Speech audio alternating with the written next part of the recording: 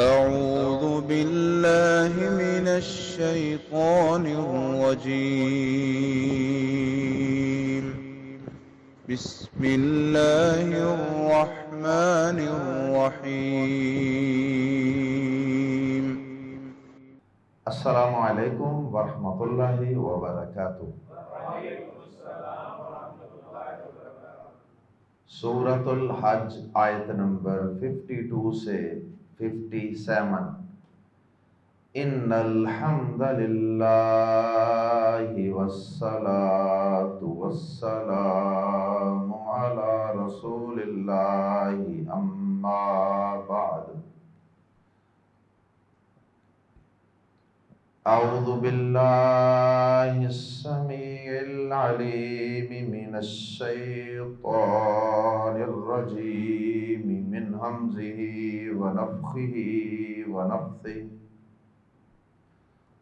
وما ارسلنا من قبلک من رسول ولا نبی الا اذا تمنى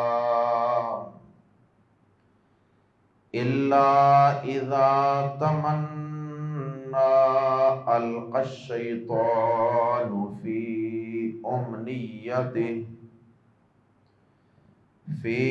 أمنيته فينسخ الله ما يلقي الشيطان ثم يحكم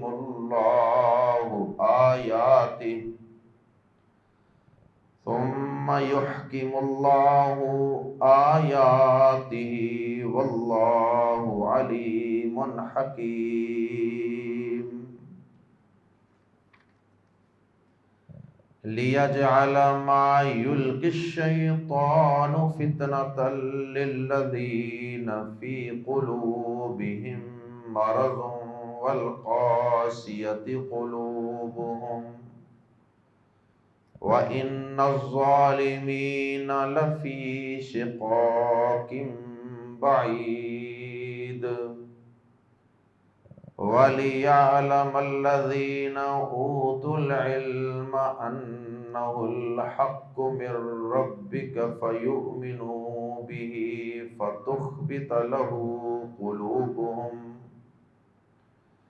وَإِنَّ اللَّهَ لَهَادِ الَّذِينَ آمَنُوا إِلَى صِرَاطٍ مُسْتَقِيمٍ۔ وَلَا يَزَالُ الَّذِينَ كَفَرُوا فِي مِرْيَةٍ مِّنْهُ حَتَّى تَأْتِيَهُمُ السَّاعَةُ بَغْتَةً أَوْ يَأْتِيَهُمْ عَذَابُ يَوْمٍ عَقِيمٍ۔ الْمُلْكُ يَوْمَئِذٍ لِلَّهِ يَحْكُمُ بَيْنَهُمْ فَالَّذِينَ آمَنُوا وَعَمِلُوا الصَّالِحَاتِ فِي جَنَّاتِ النَّعِيمِ وَالَّذِينَ كَفَرُوا وَكَذَّبُوا بِآيَاتِنَا فَأُولَئِكَ لَهُمْ عَذَابٌ مُهِينٌ۔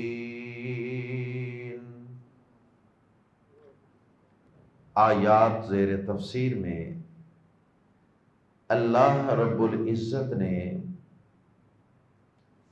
شیطانی قوتوں کی طرف سے انبیاء کرام کے اللہ کے دین کو پھیلانے، لوگوں کو قرآن سنانے اور ان تک اللہ کا پیغام پہنچانے میں جو کوشش کی جاتی ہے، اس میں شیطانوں کی طرف سے، شیطانی قوتوں کی طرف سے مختلف انداز سے وسوسے ڈالنے، رخنا اندازی کرنے کا تذکرہ فرمایا کہ شیطان ہمیشہ یہ چاہتا ہے، شیطانی قوتیں، شیطانی ہرکارے یہ چاہتے ہیں کہ اللہ کے پیغمبر لوگوں کو قرآن نہ سنا سکیں، قرآن نہ سمجھا سکیں، اللہ کا پیغام اللہ کے بندوں تک نہ پہنچا سکے اور لوگوں کو مسلمان نہ کر سکے، لوگوں کو اللہ کے باعمل بندے نہ بنا سکے، یہ شیطان کی ہمیشہ سے کوشش رہی ہے۔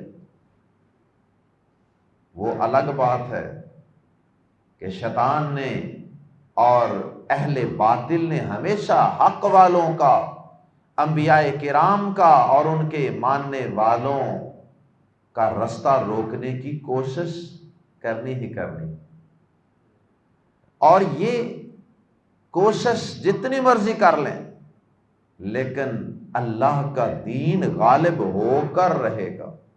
انبیاء کرام اپنے مشن اور مقصد میں کامیاب ہو کر رہیں گے اور وہ لوگوں تک اللہ کا پیغام قرآن پہنچا کر رہیں گے، اور جنہوں نے ماننا ہے وہ مان کر رہے۔ ایک تو اللہ رب العزت نے شیطانی وسوسوں کا اور ان کی رخنہ اندازیوں کا تذکرہ فرمایا، اور پھر اللہ پاک نے اس کا مقصد اور اس کی مصلحت بیان فرمائی کہ اس میں ہماری طرف سے کیا مصلحت ہوتی ہے، اور وہ مصلحت ہے جو کفار ہیں، منافقین ہیں، شیطان کے پیروکار ہیں، ان کے لیے اس چیز کو ہم فتنہ اور آزمائش بنا دیں۔ یہ چیز ہر ایک کے لیے امتحان ہوتی ہے۔ ایمان والے جب شیطان کی طرف سے شور و غوغا کیا جاتا ہے یا شیطان کے پیروکاروں کی طرف سے حق بات لوگوں تک پہنچائے جانے کے وقت شور شرابہ کیا جاتا ہے، غل غپاڑا کیا جاتا ہے تاکہ لوگ اس پیغام کو نہ سن سکیں، لوگوں کے ذہنوں میں شکوک و شبہات پیدا کیے جا رہے ہوتے ہیں، تو اہل ایمان ایسے حالات کے اندر حق بات کو اور واضح طور پر پہچان لیتے ہیں، ان پر صراط مستقیم اور حق مزید نکھر کر سامنے آ جاتا ہے۔ کوئی ادھر سے آواز اٹھ رہی ہے، کوئی ادھر سے شور و غوغا کیا جا رہا ہے، کوئی ادھر سے شکوک و شبہات اسلام کے خلاف، قرآن کے خلاف پیدا کیے جا رہے ہیں، تو اہل باطل کی طرف سے حق پر اور اہل حق کی طرف تنقید کے اور شکوک و شبہات کے پھینکے جانے والے تیروں کو دیکھ کر پریشان نہیں ہوتے، بلکہ ان کی استقامت مستقل مزاجی میں مزید اضافہ ہو جاتا ہے، ان پر حق مزید واضح ہو جاتا ہے، اور جو اہل باطل ہوتے ہیں، کافر ہوتے ہیں، منافق ہوتے ہیں، اور جن کے دل حق بات کو قبول کرنے کے لیے زرخیز نہیں ہوتے ہیں، دل سخت ہوتے ہیں، وہ ان شیطانی وسوسہ اندازیوں کی وجہ سے حق کے متعلق مزید شکوک و شبہات کا شکار ہو جاتے ہیں اور وہ حق سے پیچھے ہٹ جاتے ہیں۔ جیسے پیارے نبی صلی اللہ علیہ وسلم جب مکی دور میں بیت اللہ کے قریب، کعبۃ اللہ کے قریب مسجد حرام میں لوگوں کو قرآن پڑھ کر سناتے تھے، یا نماز میں کھڑے ہو کر قرآن پڑھتے تھے، یا آپ کے صحابہ کرام رضوان اللہ علیہم اجمعین قرآن پڑھتے تھے بلند آواز سے، تو اس وقت کیا ہوتا تھا؟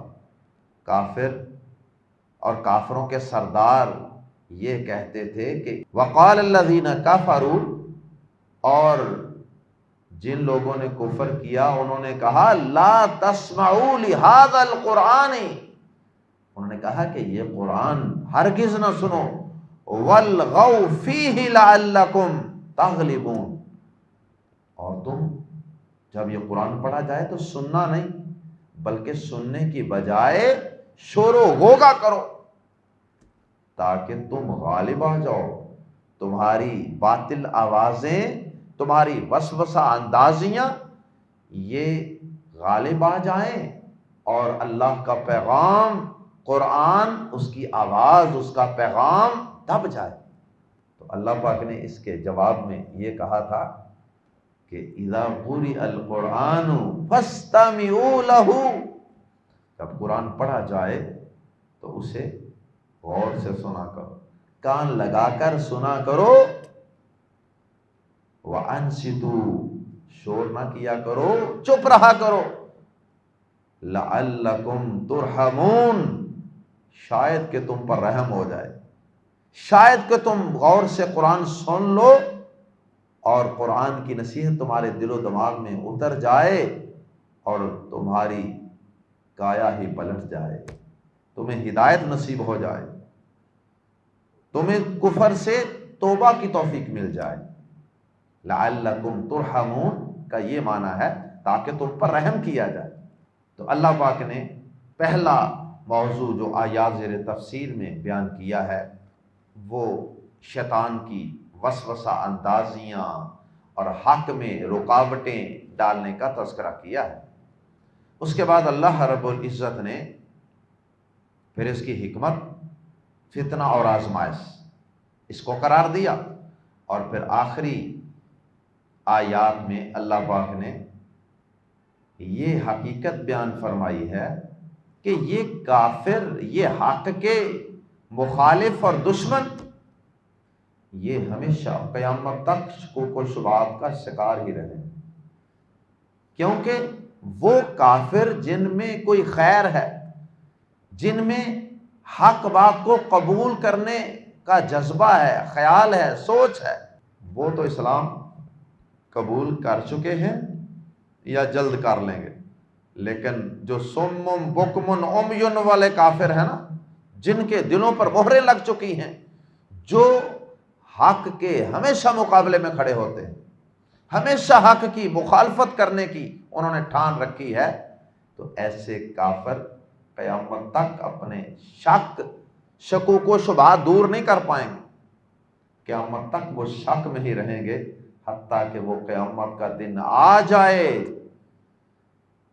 اور اس دن تو پھر ہر چیز روشن ہو جائے گی، اس دن تو پھر انسان کی بینائی اور تیز ہو جائے گی، بڑی دور تک اللہ تعالیٰ فرماتے ہیں کہ اس کو نظر آئے گا، بڑی دور دور تک ہر چیز کی حقانیت، سچائی اس پر واضح ہو جائے گی۔ اس دن کے آنے تک یہ کافر شکوک و شبہات کا شکار رہیں گے، اور پھر اللہ پاک نے اس دن اہل ایمان کو جو نعمتیں ملنی ہیں اور جو کافروں کو عذاب ہوں گے ان کا تذکرہ فرمایا ہے۔ آئیے قرآن مجید کے الفاظ میں پڑھتے ہیں۔ وما ارسلنا اور نہیں ہم نے بھیجا، من قبلک آپ سے قبل اے نبی پاک صلی اللہ علیہ وسلم، من رسول الگ الگ پڑھیں گے تو من سے رسول کوئی رسول،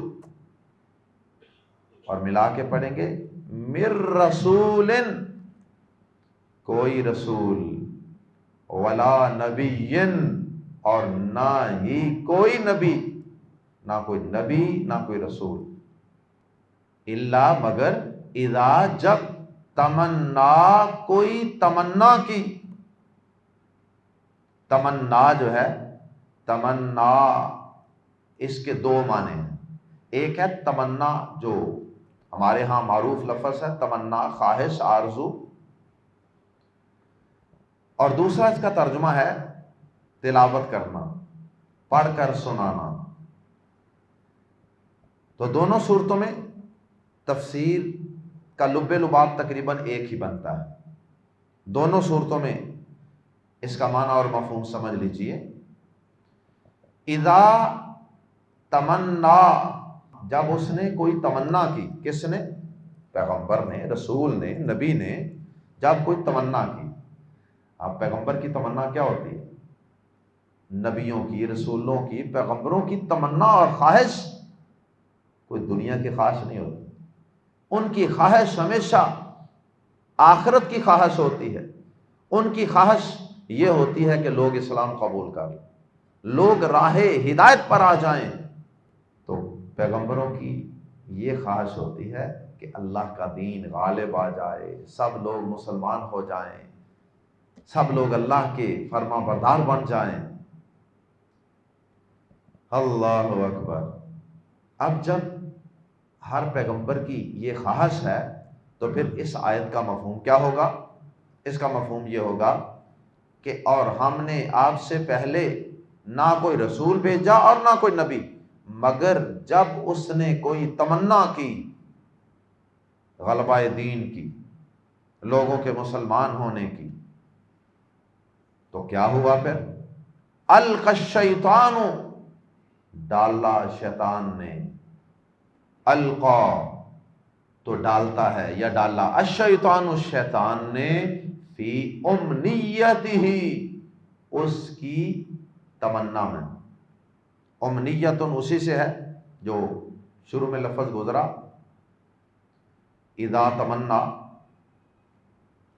تو تمنا سے ہی امنیہ ایک لفظ نکلا ہے، امنیہ، امنیتن کا معنی ہوگا تمنا کرنا، جیسے قرآن مجید کے اندر اللہ پاک نے سورہ بقرہ میں وَمِنْهُمْ أُمِّيُّونَ لَا يَعْلَمُونَ الْكِتَابَ إِلَّا أَمَانِيَّ، جس طرح وہاں اللہ پاک نے یہ لفظ استعمال کیا الا امانیہ، اسی طرح یہ تمنا اور امنیہ، یہ الفاظ بھی امنیتن، یہ لفظ بھی انہی الفاظ سے ملتا جلتا ایک لفظ ہے۔ تو اس کا معنی ہے تمنا، خواہش، آرزو، وش۔ اذا تمنا، جب تمنا کی، القی الشیطان فی امنیتہ، تو شیطان نے اس کی تمنا میں ڈال دیا، مراد ہے خلل ڈال دیا، وسوسہ ڈال دیا، رخنا ڈال دیا، یعنی رخنا ڈالنے کی کوشش کی۔ شیطان کی یہ کوشش ہوتی کہ یہ حق کسی طرح رک جائے، پیغمبر کی خواہش ہے کہ فلاں شخص مسلمان ہو جائے، اور شیطان جو ہوتے ہیں نا، وہ من الجنۃ والناس، وہ ضروری نہیں ہے کہ جو چھپ کر وسوسے ڈالتا ہے وہی شیطان، شیطان انسانوں کی شکل میں بھی ہوتے ہیں۔ جو بڑے بڑے شیطان مکہ میں موجود تھے، بڑے بڑے کافروں کے سردار، جو لوگوں کو نبی صلی اللہ علیہ وسلم پر ایمان لانے سے روکتے تھے، وہ سارے شیطان تھے۔ تو شیطان نے اس کی تمنا میں، القی الشیطان فی امنیتہ، تو شیطان نے اس کی تمنا میں خلل ڈالنا چاہا، خلل ڈالا۔ وہ الگ بات ہے کہ اللہ پاک نے اس کے خلل ڈالنے کو ضائع کر دیا، پیغمبر پھر بھی اپنے مشن میں کامیاب ہوتے رہے۔ فا تو ینسخ اللہ، تو مٹا دیتا ہے، نسخ ہوتا ہے، قرآن مجید کی آیات منسوخ ہوتی ہیں، ایک آیت مٹا کر دوسری آیت اللہ پاک لے آتے ہیں، اسے نسخ کہتے ہیں۔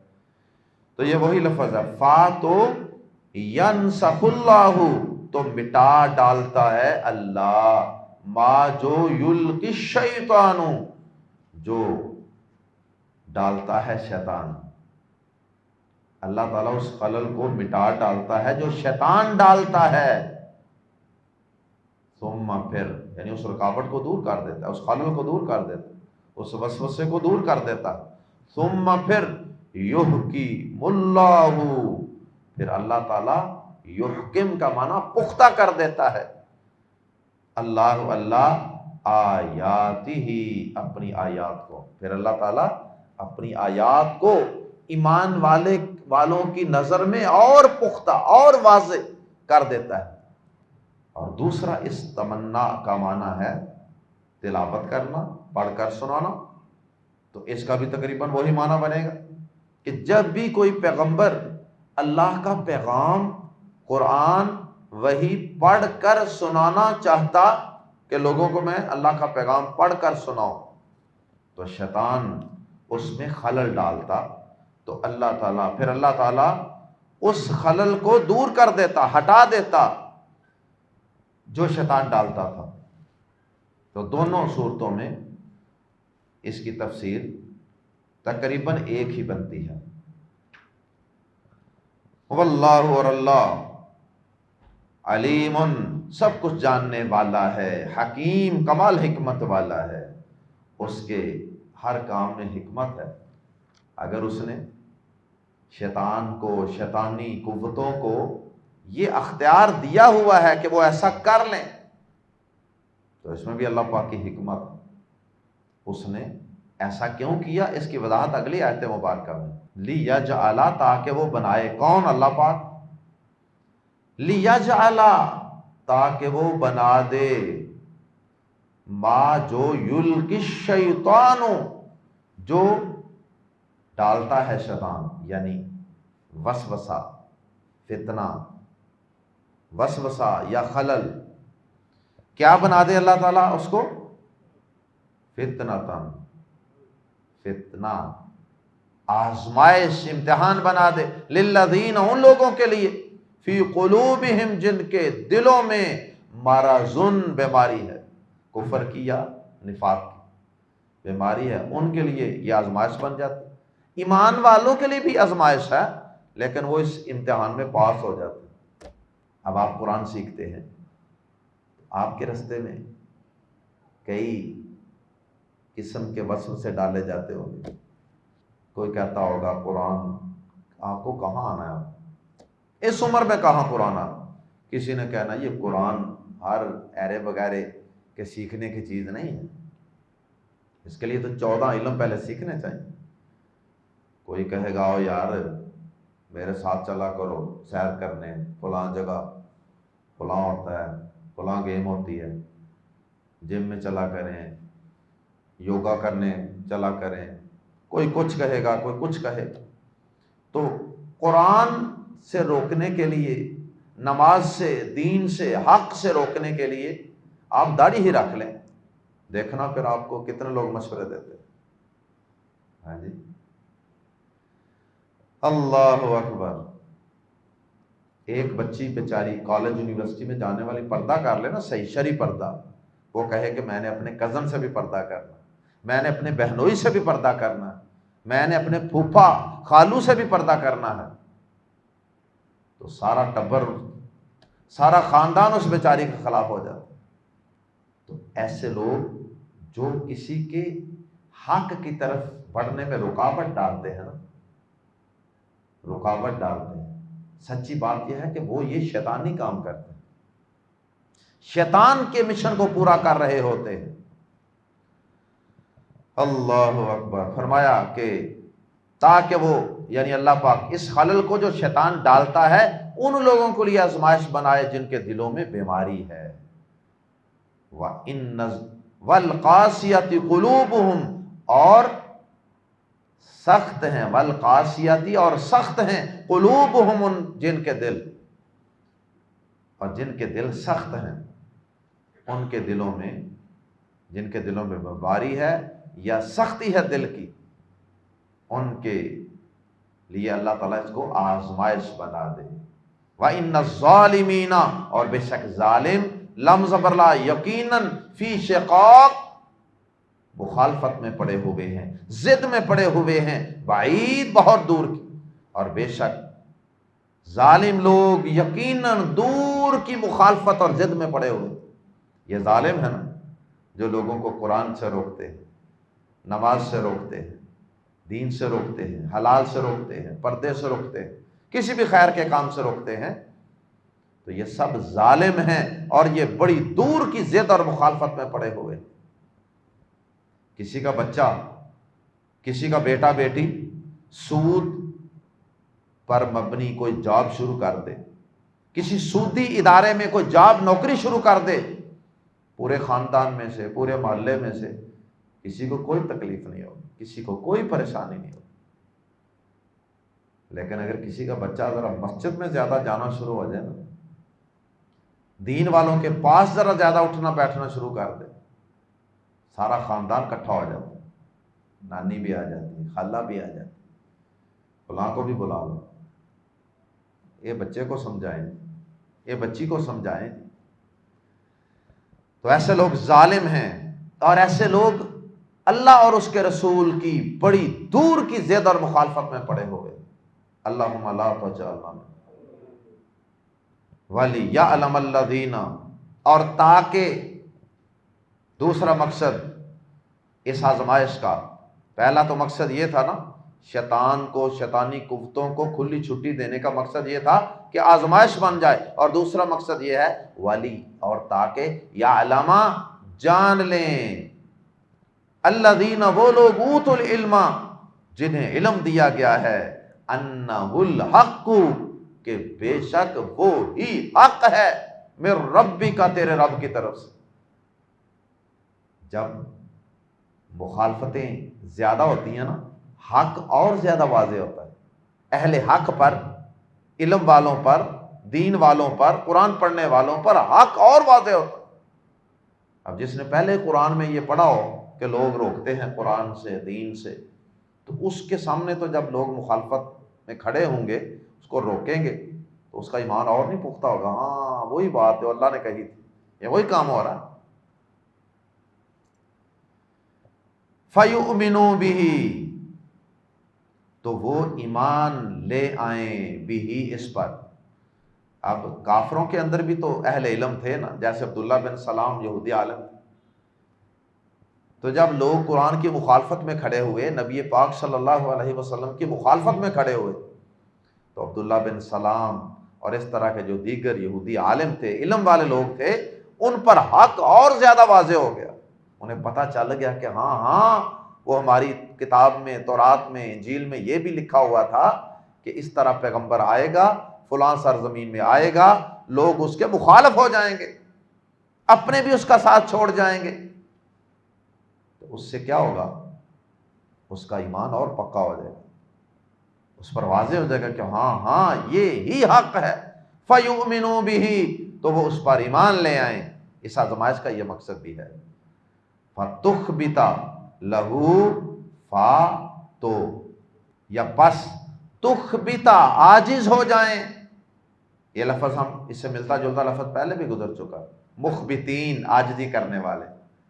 فتخبت تو عاجز ہو جائیں، لہو اس کے لیے، قلوبہم ان کے دل۔ کس کے لیے عاجز ہو جائیں؟ حق کے لیے۔ تو ان کے دل حق کے لیے اور جھک جائیں۔ وَإِنَّ اللَّهَ اور بے شک اللہ، لام زبر لا، یقیناً ہادیٌ تھا اصل میں، لیکن یا حذف کر دی گئی ہے۔ ہادی کا معنی ہوتا ہے ہدایت دینے والا، رہنمائی کرنے والا۔ وَإِنَّ اللَّهَ اور بے شک اللہ، لام زبر لا، یقیناً ہادی الذین ہدایت دینے والا ہے ان لوگوں کو جو آمنوا ایمان لائے، الی صراط مستقیم سیدھے راستے کی طرف۔ جو ایمان لانے والے ہیں نا، اللہ تعالیٰ پھر ان کی مدد بھی کرتا ہے۔ جو مخالف سمجھ سے آنے والی ہواؤں کے سامنے ڈٹ کر کھڑے ہو جاتے ہیں نا، پھر اللہ پاک بھی ان کو مزید مضبوط کر دیتا ہے، اور مزید اللہ تعالیٰ ان کو صراط مستقیم پر مستقل مزاجی سے گامزن کر دیتا ہے۔ دوسرا مضمون اللہ پاک نے اگلی آیات میں یہ بیان فرمایا کہ یہ جن کے دلوں پہ مہریں لگی ہوئی ہیں نا، پکے کافر، جو پیغمبروں کی دعوت کے راستے میں رکاوٹیں ڈالنے والے ہیں نا، انہوں نے قیامت تک شکوک و شبہات میں پڑے رہنا۔ شکوک و شبہات تو اس کے دور ہوتے ہیں نا جو شکوک و شبہات کو دور کرنا چاہتا ہے۔ ولا یزال اور ہمیشہ رہیں گے۔ لا یزال لفظی معنی ہوتا ہے زال یزال، زوال اسی سے ہے نا، جب سورج سر پہ ہوتا ہے تو سر سے تھوڑا سا ادھر کو جھکتا ہے، ہٹتا ہے، تو کہتے ہیں جی زوال۔ تو لا یزال کا معنی ہوتا ہے نہ ہٹنا۔ تو نہ ہٹنے کا مطلب ہوتا ہے کہ کسی حالت پر ہمیشہ قائم رہنا۔ اس لیے اس کا ترجمہ عموماً لا کا الگ نہیں کیا جاتا، لا یزالو کا ایک ہی ترجمہ کیا جاتا ہے کہ ہمیشہ رہیں گے۔ ولا یزالو اور ہمیشہ رہیں گے، الذین کفروا وہ لوگ جنہوں نے کفر کیا، فی مریۃ کسی نہ کسی قسم کے شک میں۔ مریۃ نکرہ ہے، ترجمہ کر سکتے ہیں کہ کسی نہ کسی انداز کے شک میں وہ ضرور قائم رہیں گے، کسی نہ کسی قسم کے شک میں ہی رہیں گے۔ کبھی ایک شک پڑ گیا، کبھی وہ دور ہوا تو دوسرا پڑ گیا، دوسرے سے نکلے تو تیسرے شک میں الجھ گئے۔ وَلَا يَزَالُ الَّذِينَ كَفَرُوا فِي مِرْيَةٍ اور وہ لوگ جنہوں نے کفر کیا ہمیشہ کسی شک میں رہیں گے، منہ اس کے بارے میں۔ کس کے بارے میں؟ صراط مستقیم کے بارے میں۔ پیچھے صراط مستقیم کا ذکر ہوا، حق کا ذکر ہوا، ایمان کا ذکر ہوا، حتیٰ یہاں تک کہ تأتیا یہاں تک کہ آ جائے ہم ان کے پاس الساعۃ قیامت بغتتاً اچانک، یہاں تک کہ قیامت آ جائے ان کے پاس اچانک، او یا یاتیہم یا آ جائے ان کے پاس عذاب یومن اس دن کا عقیم جو بانجھ ہے۔ بانجھ عورت ہوتی ہے جس سے اولاد نہیں ہوتی، جس سے نسل آگے نہیں بڑھتی،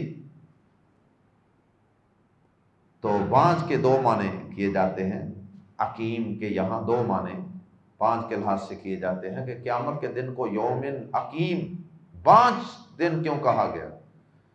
اس لیے کہ جس طرح جو عورت یا مرد بانجھ ہوگا اس سے آگے اولاد یا جنس آگے نہیں بڑھتی، وہیں پہ سٹاپ ہو جاتی۔ تو قیامت کا دن جو ہے وہ آخری دن، اس کے بعد آگے کچھ بھی نہیں، آگے نیا کوئی دن نہیں ہے، وہ آخری دن ہے۔ دوسرا اس کا معنی یہ ہے عقیم کا کہ خیر سے خالی، جو مرد یا عورت بانجھ ہوتے ہیں مطلب یہ ہے کہ یہ اولاد پیدا کرنے کے قابل نہیں ہیں، یعنی خیر سے خالی ہیں۔ تو قیامت کے دن کو بھی اسی لیے اسی سینس میں کہا گیا ہے کہ وہ دن خیر سے، کافروں کے لیے اس دن میں کوئی خیر نہیں، مارے گئے کافر۔ او یاتیہم عذاب یوم عقیم، یا پھر ان کے پاس اس دن کا عذاب آ جائے جو بانجھ ہے، جو بانجھ ہے یعنی جو خیر سے، ان کافروں کے لیے خیر سے خالی، ایمان والوں کے لیے تو وہ خیر سے بھرپور ہے۔ اور آگے اللہ پاک نے اس دن کی خود ہی وضاحت بھی فرما دی، فرمایا الملک، تمام بادشاہی، ہر طرح کی بادشاہی، الف لام کی وجہ سے ہم ترجمہ کر رہے ہیں تمام بادشاہی، ہر طرح کی بادشاہی۔ دنیا میں تو چھوٹی موٹی بادشاہتیں اللہ کے علاوہ اوروں کے پاس بھی ہیں نا عارضی، لیکن اس دن ساری بادشاہتیں ختم ہو جائیں گی اور ساری کی ساری بادشاہت یومئذ اس دن للہ اللہ کے لیے ہوگی۔ اللہ اکبر۔ جیسے اللہ پاک نے قرآن مجید کے اندر کئی مقامات پہ اس مضمون کو بیان کیا ہے کہ قیامت والے دن اللہ پاک فرمائیں گے، خود ہی اللہ پاک ساری مخلوق جمع ہوگی، اللہ پاک خود ہی فرمائیں گے لمن الملک، لمن الملک اليوم، آج بادشاہی کس کی ہے؟ اور پھر اللہ پاک مخلوق نے کیا بولا؟ سب خاموش ہوں گے، سناٹا چھایا ہوگا پوری مخلوق پر۔ اللہ پاک خود ہی فرمائیں گے للہ الواحد القہار، آج اکیلے قہار زبردست اللہ کی بادشاہت ہے۔ فرمایا الملک یومئذ للہ، تمام بادشاہی اس دن اللہ کی ہوگی، یحکم، وہ فیصلہ فرمائے گا، بینہم، ان کے درمیان۔ دو گروہ تھے نا، ایک گروہ کی تمنا کیا تھی؟ نبیوں کی اور ان کے ماننے والوں کی تمنا کیا تھی؟ کہ لوگ اسلام قبول کر، لوگ اللہ کی طرف پلٹ آئیں، لوگ اللہ کی اطاعت کی طرف آ جائیں، دین کی طرف آ جائیں۔ اور دوسرا گروہ جو تھا اس کی تمنا کیا تھی؟ کہ یہ اللہ کے دین کی طرف نہ بڑھیں، رک جائیں، رکاوٹیں، وسوسے رکھنے، شکوک و شبہات ڈالتے رہے، حق سے لوگوں کو روکتے رہے۔ دو ہی گروہ تھے۔ تو فرمایا کہ اس دن تو ساری بادشاہی اللہ کے پاس ہوگی نا، تو اس دن پھر یحکم بینہم، وہ ان کے درمیان فیصلہ فرمائے گا۔ اور فیصلہ کرنے کے بعد پھر جزا و سزا بھی ہوگی، صرف فیصلہ کر کے چھوڑ نہیں دیا جائے گا، آگے پھر دو فیصلے ہوں گے، دو نتیجے ہوں گے۔ فالذین، پھر وہ لوگ جو آمنوا، ایمان لائے، وعملوا الصالحات، اور انہوں نے نیک اعمال کیے، فی جنات النعیم، وہ باغات میں ہوں گے، النعیم، نعمت کے۔ نعیم لوگ نام بھی رکھتے ہیں نا، ہمارے ہاں نام رکھا جاتا ہے نعیم، فی جنات النعیم، وہ نعمت کے باغوں میں ہوں گے، نعمت کے باغ یعنی جن میں نعمتیں ہی نعمتیں ہوں، اللہ کی بلیسنگز ہی بلیسنگ. ایک گروہ کے متعلق تو یہ فیصلہ ہوگا کہ انہیں جاؤ، انہیں جنت کے باغات اور نعمتوں میں لے جاؤ، اور دوسرے گروہ کے متعلق کیا فیصلہ ہوگا؟ والذین کفروا وکذبوا، اور وہ لوگ جنہوں نے کفر کیا، انکار کیا، وکذبوا، اور انہوں نے جھوٹا کہا، جھٹلایا، بی کو پریپوزیشن ہے، بازر بھی کو، آیاتنا، ہماری آیات کو، فاولئک، خود ہی انکار نہیں کیا بلکہ لوگوں کے سامنے بھی جھٹلایا، لوگوں کو بھی روکا، فاتو اولئک، یہی لوگ ہیں، لہم، جن کے لیے، عذاب، عذاب ہے، مہین، اور رسوا کر دینے والا، ایسا عذاب جو انہیں رسوا کر دے گا، ذلیل و خوار کر دے گا. دنیا کے اندر جھوٹی پگڑیوں کی خاطر، جھوٹی بادشاہتوں کی خاطر، جھوٹے اسٹیٹس کی خاطر یہ لوگوں کو اللہ کے دین سے روکتے رہے، یہ حق بات کو قبول نہیں کرتے تھے، تو آج ان کو پھر عذاب بھی ویسا ہی دیا جائے گا، ذلیل کرنے والا، رسوا کر دینے والا. اللہم لا تجعلنا منہم، اللہ ہمیں حق کا اور اہل حق کا ساتھ دینے کی توفیق عطا فرمائے. اللہ ہمیں بھی وہ تمنا اور وہ خواہش عطا فرما دے جو انبیاء کرام کی، جو نبی پاک صلی اللہ علیہ وسلم کی تمنا اور خواہش تھی کہ لوگ اسلام کی طرف آ جائیں، لوگ قرآن کی طرف آ جائیں، لوگ دین کی طرف آ جائیں. سبحانک اللہم وبحمدک، اشہد ان لا الہ الا انت، استغفرک واتوب الیک.